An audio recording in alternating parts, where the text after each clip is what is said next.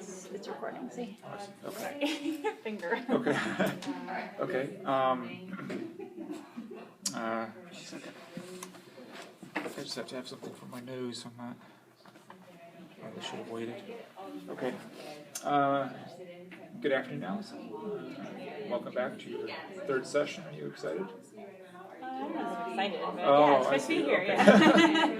Yeah. Well, we're in the change phase now. Okay. So, how was your week? It's okay. Good. Yeah, Yeah. it's okay. Just to kind of recap, recapitulate from our last session, we talked a lot about your son Daniel, your adopted son Daniel. We talked about your other sons. We discussed some pretty heavy issues regarding leaving Abby back in China.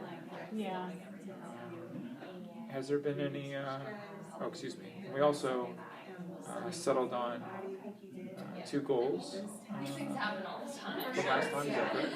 I don't remember. Okay. Well, that's good. Because we could probably reformulate those goals during this session. Again, everything here is done with your permission. We're a team, so I'm not going to force you to do anything that you want to do. Obviously, don't want to do. So, with that being said, you said your week went all right. There wasn't any new developments regarding the sleeping. It's about the same. About the same.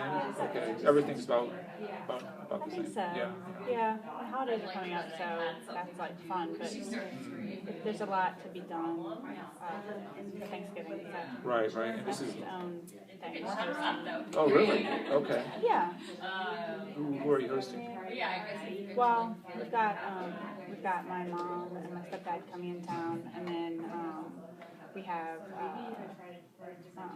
my husband Frank's. It's kind of like his sister, Okay. and her husband, and then our own family. So we do all the cooking and Wow.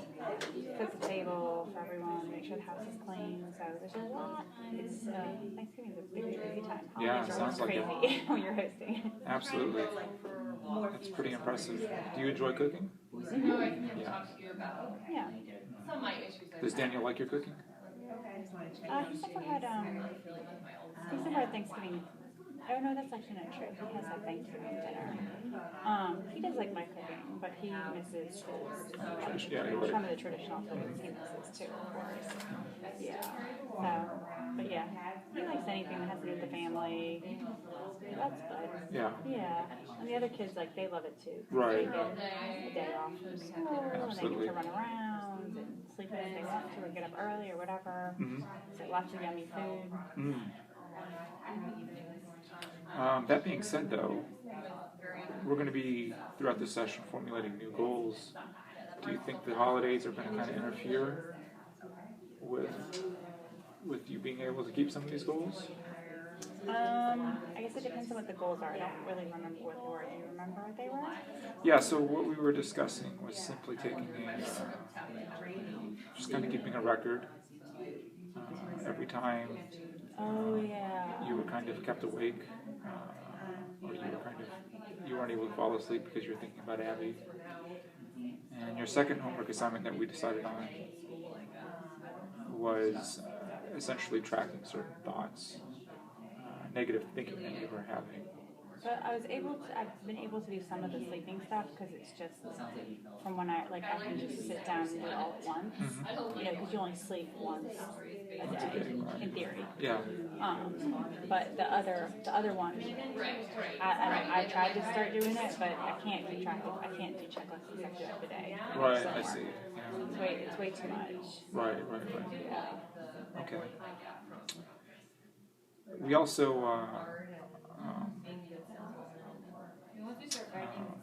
With these tasks, with these homework assignments, we kind of gauged your motivation, your enthusiasm for change, and you rated yourself pretty highly that you were enthusiastic for change. Yeah. I wanted to ask you a question. If you could envision yourself having solved these problems, what would, how do you envision yourself? What would that look like for you? Like if you could solve all of Daniel's problems, all of your problems. Oh, I was gonna say, I'm like, which problems? I guess, I mean, if I were sleeping better and everything was going super smoothly with all the kids and everything, I probably just would have more energy. And would be maybe more lighthearted with the kids and with my husband. And also I think like it would free up more time, just in my brain. It would just free up more time in general, but it would free up my brain for other things. Okay. I don't know that at this point in my life I have time for a hobby exactly, because my hobby's kind of like kids. It's not really a hobby either, but you know, there's just periods of time when you don't have time for anything but the basics. Yeah. So, Yes, so I you guess would. I would be probably more lighthearted. Oh, I see. Okay. Maybe smile more or something like that. So Is that what you mean? I mean, certainly that's a, you know, again, that's kind of an image that that you want to project of yourself to work towards. So what you're saying is that you want to be more lighthearted, more easygoing, more energetic, smiling more. Yeah. In your imagination, this is what you see. Yeah, well, I was trying to think of concrete examples like, Okay. of how I might seem different, because I don't really know what else you mean. Well, let's just say, for instance, with Daniel, last time we were talking about his troubles kind of adapting to his new school environment. I mean, again, if you could choose any school for him to go to, if you could have the best world possible for him, I was just curious what would that look like? What type of schooling would that be in? You mentioned homeschooling with the other children previously. You mentioned private religious schools previously. Would you keep them in public school? I mean, I guess ideally I would have them all in, probably ideally I would have them in whichever school is best for them, which may not be the same school for all the kids. Oh, I then see. Okay. Also, and they're all different ages, so they'd be in different schools anyway, but I guess ideally I would want them to get an education where each of them could have their needs served really well. So like if one of them is strong academically, like Joey is a really good reader, is a good student, like he could have his needs met in like preferably like an environment that had like was teaching like some moral like direction. Right. And that had linked back to our faith. Like it could be that not every one of my kids would fit into like they're not cookie cutter kids. They may not all do well in the exact same environment, but if it was perfectly ideal, they would each be in either private or public schools that either supported or didn't support our beliefs, but at least didn't actively work against our religious beliefs. Our moral convictions, and that would like help them with whatever their needs are. Like one of my kids was deaf, almost completely deaf until the age of like, we don't know when he started being almost deaf. He was almost completely deaf in 1 year, and the other was partially deaf. He had fluid in his ears, and he didn't get any language, or almost no language for a period of years, but we don't know how long, prior to 5 years old. I see. And so we didn't know what was going on with him. We just thought he was a very introverted child that actually couldn't hear anything. It was kind of like living underwater. He could hear almost nothing. So, he could hear, but he really couldn't hear a lot of words, and he couldn't hear enunciation. So his language didn't develop properly. And once we found out what was wrong with him and had his ears cleared out of the fluid, he started to make progress really quickly and to be a lot more social. But he has always been behind academically since then in reading and writing. And because when it happens that young, a lot of times that's the exact problem you come up against, is you have years and years and years of being behind. So it just kind of depends, on the kid. So this was your first real challenge as a mother then? Well, I mean, as soon as they come into the world, that's your first real challenge. And actually, just even the pregnancy is not a huge challenge, but it's a challenge in itself. But I get like in terms of trying to think. It's something that He's my second child, so I just feel like I might have had some of those things with my first child that were outside of the box, like not expected. But this one with Joshua was very unexpected. We found out when he was 5 years old in kindergarten, and they tested his hearing, that he had significant hearing impairment. And when we took him to the doctor to have it checked out more fully, we found out that he had. They don't know how long it had been because his ears had started filling with fluid, but he could not hear out of one ear almost completely. It's if he were living underwater. right. And they think it might have been going on for a few years, so it could have been from 3 to 5 years old. That's a very, very long time of language development that he did not have access to, and he had brothers. And, well, actually, he had a new baby brother, but his older brother, he couldn't, like, be interacting in a way where he would be developing language and social skills like other kids. So, like I said, you wouldn't know now, except that he is blind. But this sounds a lot like Daniel's situation. Yeah, I mean, it's another I hate to use the word obstacle. It's another challenge. But they both have problems with being behind, For really different reasons. and then also having problems adjusting to a language. Yeah, for like really, really different reasons. Yeah. So definitely, each one of the kids has their own strengths and challenges. So, but yeah, those are two very significant of all of my kids. Those two issues are very significant. With your second son, though, did you develop any coping skills to help him? Did I develop any coping skills to help him? Like, would you call your mother or your father? For what? Rely on your husband, just to kind of. Like, we didn't know that he had hearing loss until we found out, and then they did a surgery and cleared the fluid out of his ears. And then he got some support in school, because at that point he was still in public school. That's one of the reasons why I started homeschooling after a while, is because one of my kids had read every book in the entire school and wasn't being challenged enough, and then the other, this was in private school, and the other kid was not getting enough support at school. That's why I started homeschooling. So, coping, I mean... We discussed running last week, for instance. Oh. This is what I meant by coping. You know, I didn't know if you meant helping him cope or helping myself cope helping with the yourself stress cope. of him. Yeah.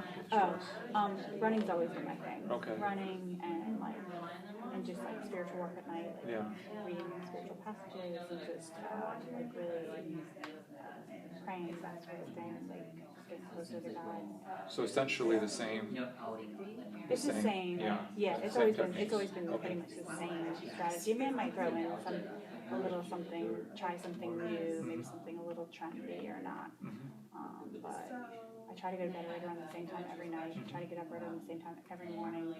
I don't really sleep in ever. I don't really go to bed super late, typically, or super early. So, like, I'm usually in bed between 9 and 9:30, and then I do my spiritual stuff, my reading and Bible study and stuff, like my independent study, in the bed at that time every night. Okay. So it's like I have like a really strong schedule. So I like schedules a lot. I see. That's definitely a strength of yours, yeah. Like structure. That's very admirable. I find that very admirable that you're able to do that with your busy schedule. Yeah, it's the only way to keep control of the situation. Do you feel that you were able to hone your kind of mindfulness skills, this prayer schedule, your exercise routine?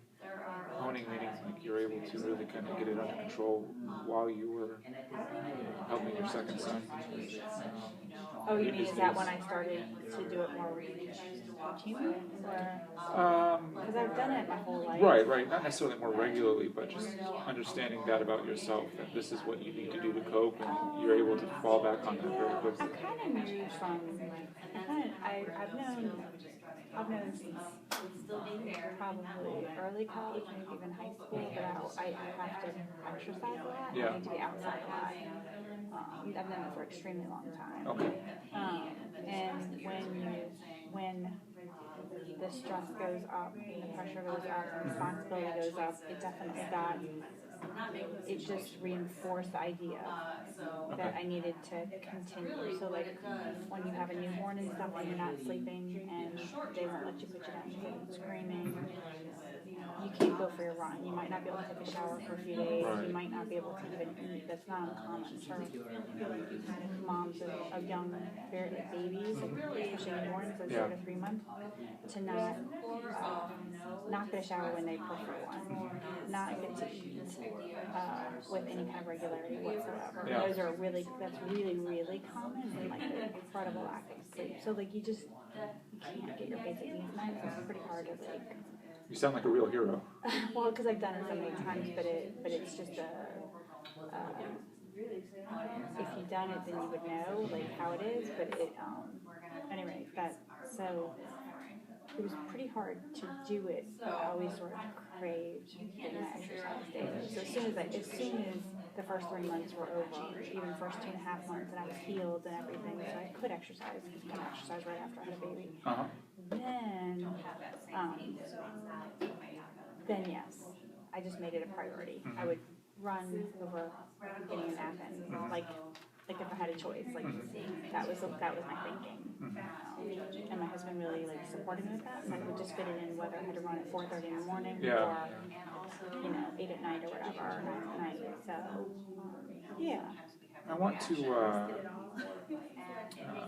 link back to your husband. We didn't really discuss him during our assessment during the first session. Yeah. And we didn't really discuss him during our second session either. But earlier in the session, you mentioned that you wanted to be a little bit more lighthearted with your husband. Could you kind of explain that a little bit more for me, your relationship with him? I understand he's a little bit older than you are. Yeah, he's about 10 years older than I am. And like one of the things that we've always liked about each other, one of the reasons we're together is that we both have the same sort of sense of humor. We're both like really funny. Like we really enjoy like humor, and we use humor to a lot of things. So he's really funny. So we can have a really good time with that. So that is like a great way to burn off steam. Also like it's kind of bonding for us as a couple. And then when you start adding more people to your family, you need every single way you can come up with to stay bonded to your partner because they tend to push you apart than glue you together. It's just the nature of having little people who want who need things from you constantly. They were designed to get their needs met no matter what they have to do. So yeah, I mean. So it's an excellent coping skill that you two are able to joke so much. Yeah. So it's like it's always been a part of our relationship to a degree, but when the stress gets really high and everything, it has been. It's like getting less so, but it had been for quite some time. It's like it's something that we'll need to make the time for it and just use it into a little bit of daily life and walking by each other. Like it takes a little pressure off. Makes us remember why we like each other. So he's still able to. He still has a real good sense of humor. Yeah, for the most part. And it sounds like. I mean, we're not completely on different pages. He takes the stress on too. Oh, I understand. Okay. But because we're partners, and this affected him very much too. It's just that he's not home with the kids as much as I am, so he has a different stressor, which is he works. He is the primary. What's the word? He is our primary source of income. He earns our primary source of income. We both work here, but I just don't work for him. So. Right. So all of these letters we have are separate skills. Have you had your sense of humor kind of, I don't want to say impaired, but I mean, do you feel you're not able to be,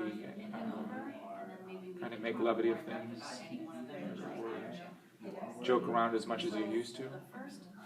Yeah, I mean, that's why I made that comment before about, like, I would be more lighthearted because, I love funny things Yeah. and silly things, but I like serious things too, and I can be very serious, but sometimes just life requires you to be serious kind of continuously until you, whatever it is that you were finding joy from or relief from would just like,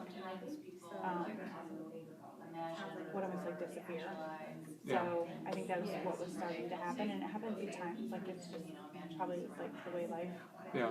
goes. Sometimes there's more space for that sort of thing. Sometimes you're in a period where you don't get to do things you might consider fun or relaxing or burning all steam. But it's not sustainable. Yeah. So you say, So we're trying to get back to Yeah. having some fun together, and we're going to try to start having some dates again. that's a very good We used idea. to have a date like about once a month, give or take, where without the kids, it's just the two of us. Joey's old enough, he can stay home and watch the other kids. And even everyone except for our youngest is old enough to be by themselves for a little bit of time. But together as a group, they're okay. Joey is pretty responsible. Okay. Now that he's like 14. So, yeah, maybe don't want to leave it too long. Because, Right. let's face it, it's like 4 boys. Yeah, right. Between the ages of like 6 and Yeah, right. And I'm sure he doesn't want to be around his younger siblings as a teenager. He doesn't mind so much, but it doesn't hurt to either pay him with money and or he gets to he earns towards something that he wants. I see. So he wants a phone, and we're not ready for him to have a phone. It's going to be pretty soon that him having a phone will be helpful to me. And that's when it will be just fine for him to have a phone. Yeah, right. And then, but he will still need help to pay for it. Yeah, absolutely. Through babysitting. Yeah.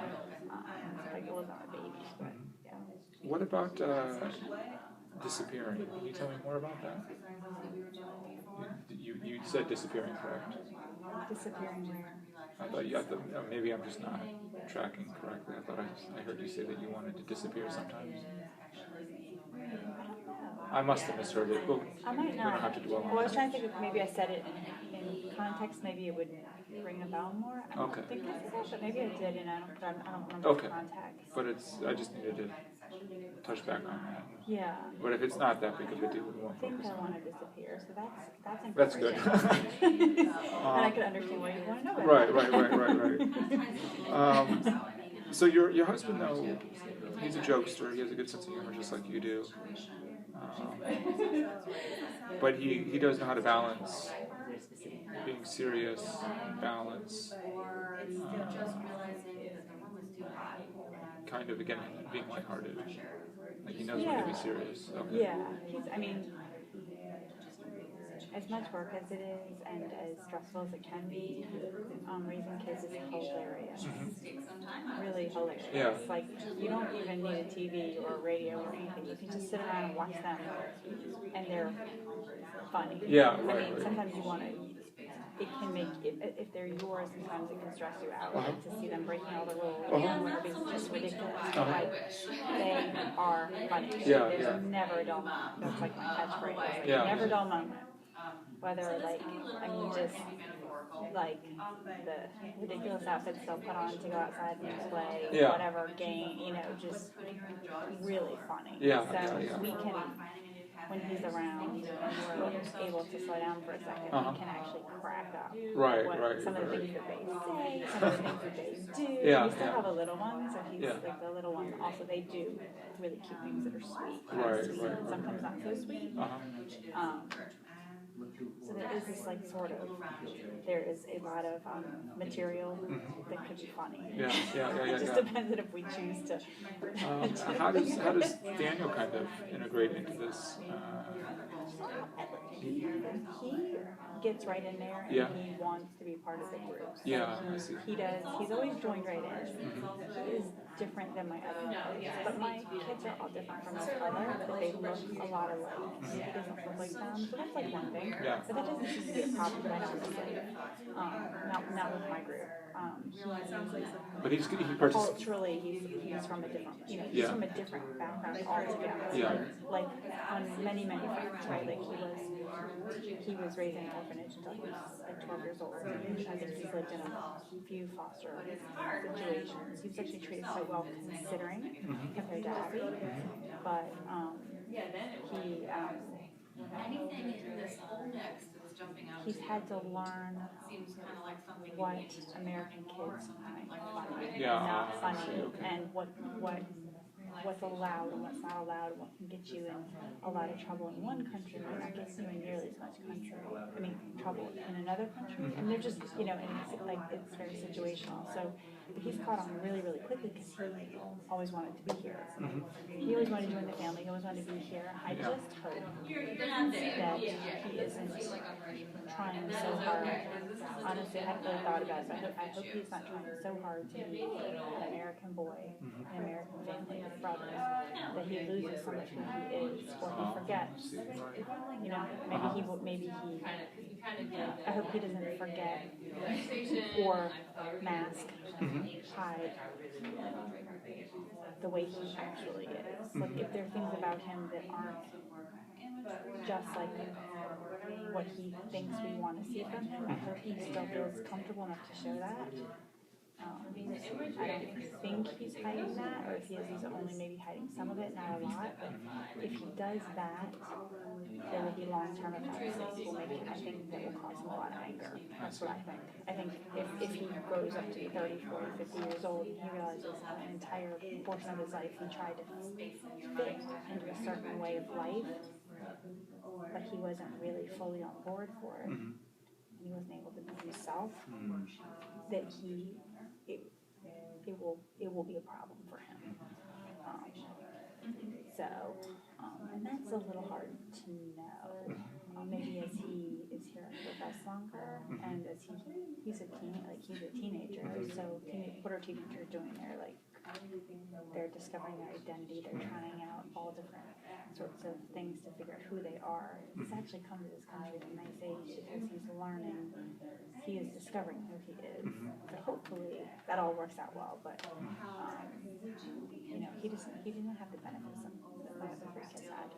Having raised a very cohesive, loving family with a lot of structure, with grandparents and aunts and cousins that would come around. So I don't know. We'll see. I tried to focus on it too much, and I also think, like, you know, some things you just gotta let into God's hands. Not get too overly worried. You just live your life. Yeah.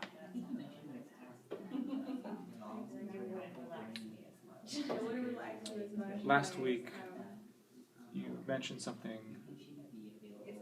Daniel said about Abby. He said Abby's no good. Do you think there might be some relationship or correlation between Abby coming from his mother country and then him trying eagerly to become an American? That's a good question. I don't know. I think he was referring to he has lived around her and has the same orphanage with her for his whole life, and he has seen many adults who have been around her in school and otherwise, and Daniel has taken, he has an opinion she is no good, and he may or may not think that in his heart, I don't know, but he might have heard, when you find a 12-year-old who says that, and that's all they say about another person that they've been raised around, maybe what he actually has heard is other adults saying that about her his whole life. You know, so I don't know if it's him actually making a value judgment on her, but children often say what they hear adults say, and they don't formulate those ideas on their own. Although they are certainly capable of coming up with their own ideas, it sounds like something an adult would say to a child in a very strict environment, a very negative environment. Yeah. That's not something that a child would say to another child. Yeah. Usually children don't speak like that. Maybe it's the language piece, like he knows certain words and he knows how to say it. He doesn't know how to say it in a different way that sounds like a kid. Yeah. So it's kind of complicated. I don't know why he thought she's no good. I mean, I can kind of see why, but I'm not sure. I think based on how he behaves and culturally, I did some research, like Chinese children are expected to behave a certain way, and it's a very strict. The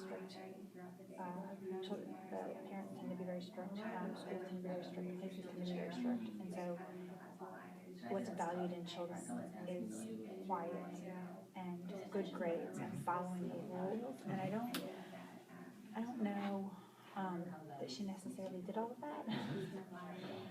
And to put a value judgment on a person because of their behavior,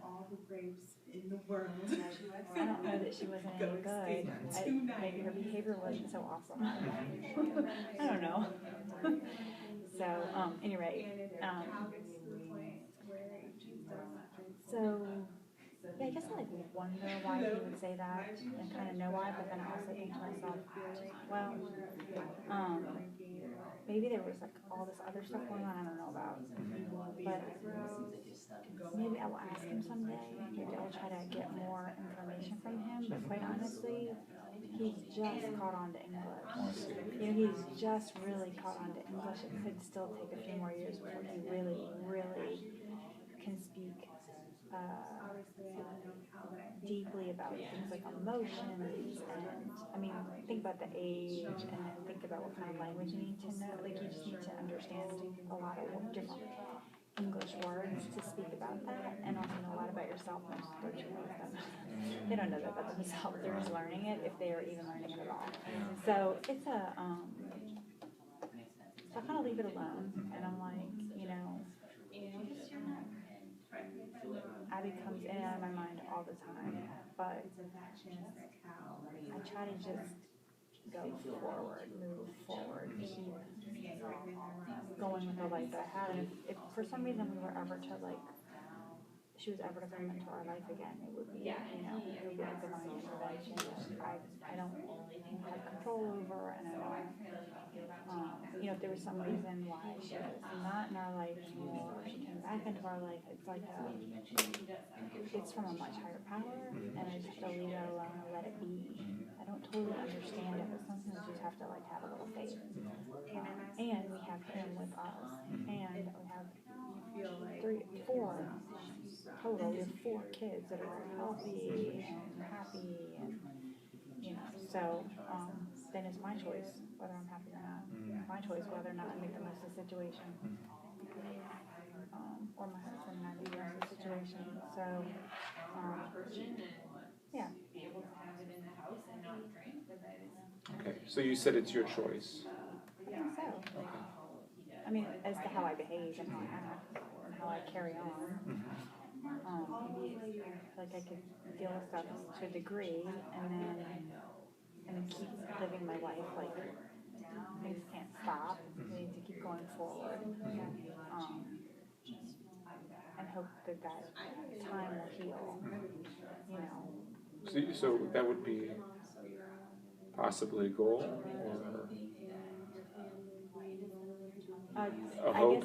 Is that time that you'll be healed? I don't know. I guess a goal. I don't know if I'd call time healing all situations. But to be goal healed, exactly, but to be for all of us to have healed from this.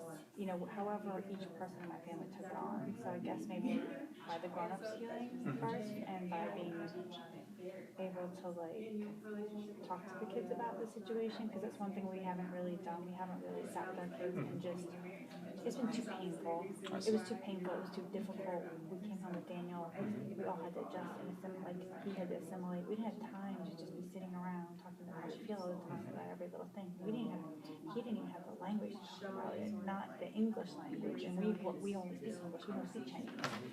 So that wasn't the time to do it, at least in our opinion, because we didn't have access to anyone who could have even spoken to him in the way he might have needed it.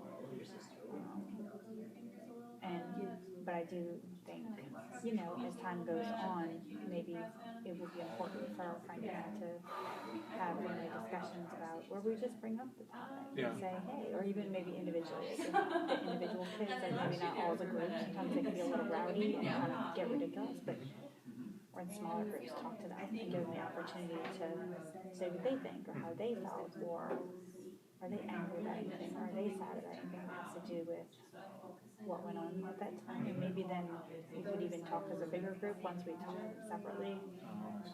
I don't know. That sounds like we good. have to feel it out. Sometimes they get so silly. You try to talk to like 11-year-old boys about something that has to do with sensitivity. Sometimes it does not go well. Yeah. It's like burping and farting, and not a lot of talking about how you feel.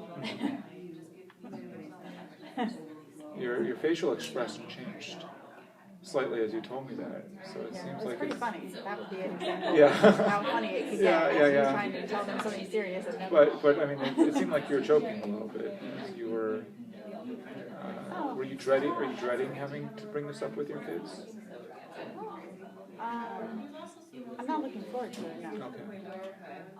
That's why I think like a combination of me like having just enough time pass from the situation and just like what was difficult, and then me dealing with some of the issues that like I'm not necessarily figuring out on my own, will make me and Frank more able to help our children. I do not think it'd be such a good idea.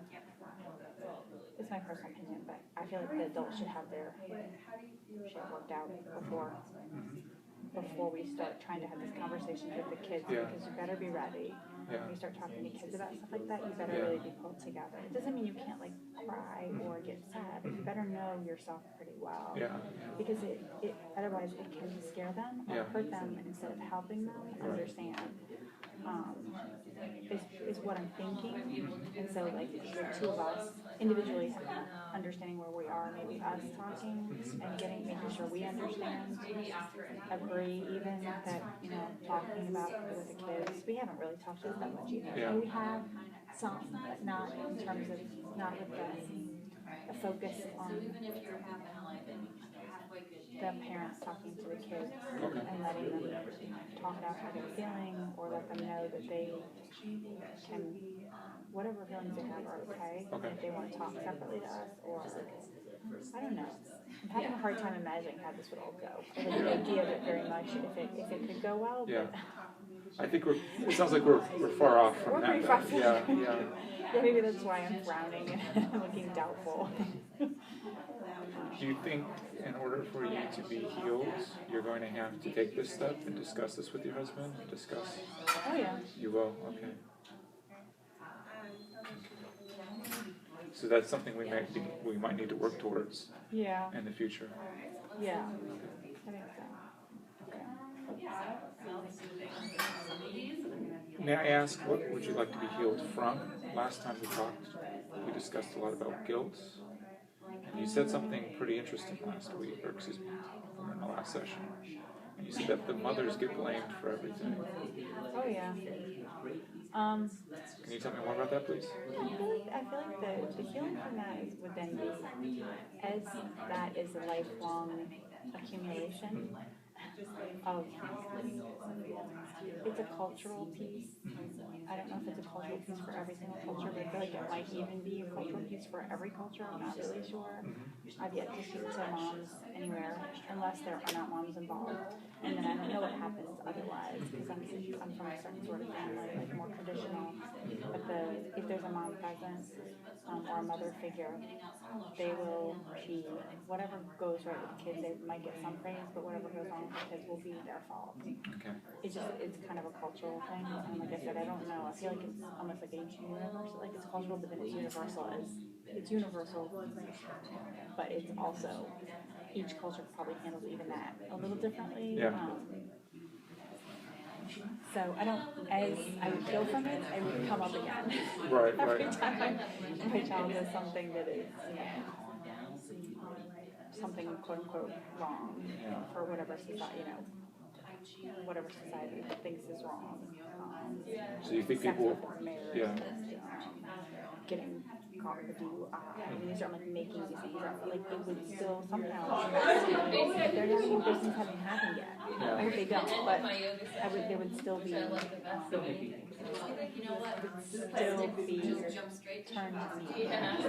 somehow, some way. So I guess I would have to go those things like if they come up. I can't really be held responsible for how Daniel came to me because I didn't have him before. But as soon as he arrived in this country, he became one more human who relies on me, who also I can be blamed for their behavior. Because once he's arrived and he's had a little bit of a time period to adjust, pretty much after that, it's a lot of it's still going to be put on me, even more so than my husband. Yeah. Even though I think that we both are doing a lot of the raising of the kids. Yeah. So. Well, I think you're doing a great job so far. Everything Thank you told you. me. Do you think what is happening with Daniel, what's happening with your second son, what's happening with Abby, do you think it's your fault? I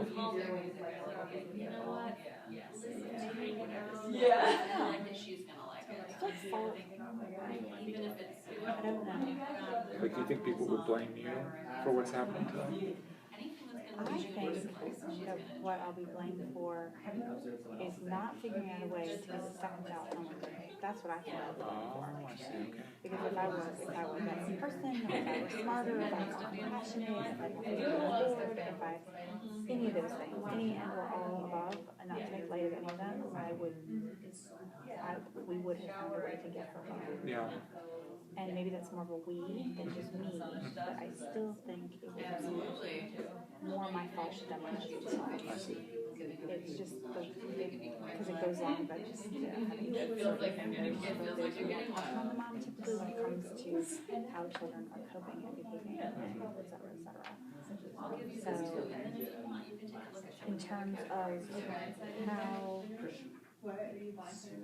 You mentioned behavior. yeah, behavior of what? You know, for instance, with your second son lagging behind in school, with Daniel having some difficulties I have a lot in of, I mean, I have guilt about not realizing that he was every year or two. And I didn't know it with it was like what the doctor said was that it was a gradual onset and it really filled up slowly over time. So his loss of hearing was over time. So also he really didn't realize he was losing his hearing. And he was too young to,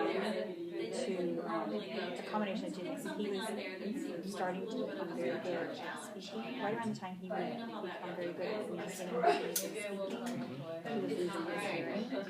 So there's no way, the combination of the two things, he hadn't developed the skills that he was working on, but he started losing his hearing when he was stopped. There was a pause in his ability to gain language, trying to read lips and stuff like that. So, I feel very guilty, and I think part of that is like when I'm going to Yeah. But because he has healed so much from that experience, I think it's probably okay. I see. Okay. And also, people used to talk about it. And we used to come up with get together, but it doesn't come up anymore. So it's like, it's there. In my mind, it's there, but it's not, no one talks about it anymore. So like, I guess I'm off the hook in a way. Right, right. Do you think wanting to adopt Abby and Daniel could have been motivated by this desire to prove that you're a really good mom? Maybe. Yeah, I mean, I suppose to a degree, yeah. I've always had a large family, like even larger than the house. And You mentioned tradition. I also feel like it's like God's work. It's God's way to save each one. And so that was part of why. That between you and I talk about it when I like circles of friends that have similar beliefs, but I don't talk about it with family and other people because Yeah. but that has a lot to do with a lot. That was important for me. Just part of it, like my theory, like my values. Right. Do you think, I didn't mean to interrupt when you were just talking, but I mentioned traditional. Do you feel that you might be feeling guilty from these, your traditional culture? I think I might be feeling Guilty? Feeling some guilt from your traditional values? They might be a source of guilt? maybe. I don't know. I didn't think about that. Okay. I kind of phrased that very sloppily. I just should've, I'm yeah. trying to figure out how. It's like it sounds like a complicated question. I'm not sure I can answer at this moment. Probably thinking really hard.